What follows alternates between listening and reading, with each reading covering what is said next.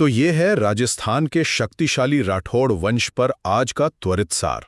आप खुद ही सोचिए, एक ऐसे राजवंश के बारे में जिनकी तलवारों के बिना शायद मुगलों का इतिहास ही कुछ और होता। लेकिन क्या आपने कभी सोचा है कि जोधपुर से लेकर पाली तक राज करने वाले ये खूंखार योद्धा आखिर आए कहां से थे? यहीं से जुड़ता है हमारा पहला बिंदु, जो है इनकी उत्पत्ति का रहस्य। देखिए, 1240 ईस्वी में राव सिंह ने इस वंश की नींव रखी थी, लेकिन वो मूल रूप से कहाँ के थे, इस पर इतिहासकारों में अच्छी खासी डिबेट है। कुछ ग्रंथ इन्हें कन्नौज या बदायूं से जोड़ते हैं, तो कुछ मानते हैं कि खुद को सूर्यवंशी कहने वाले इन राठौड़ों का कनेक्शन सीधे दक्षिण भारत के राष्ट्रकूटों से है। मतलब एक ही वंश के इतने अलग अलग दावे, कहीं ना कहीं ये उनके प्रभाव की विशालता को ही दर्शाता है।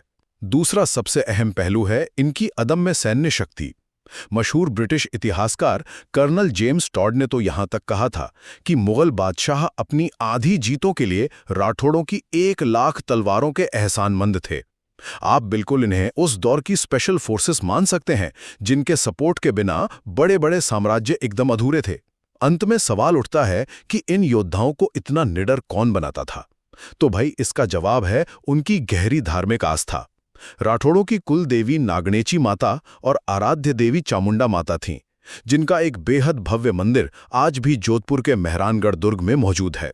कुल मिलाकर राठौर वंश महज एक राजघराना नहीं था, बल्कि अपनी रहस्यमयी उत्पत्ति, 1 लाख तलवारों की ताकत और गहरी आस्था के साथ भारतीय इतिहास का एक मजबूत पिलर था।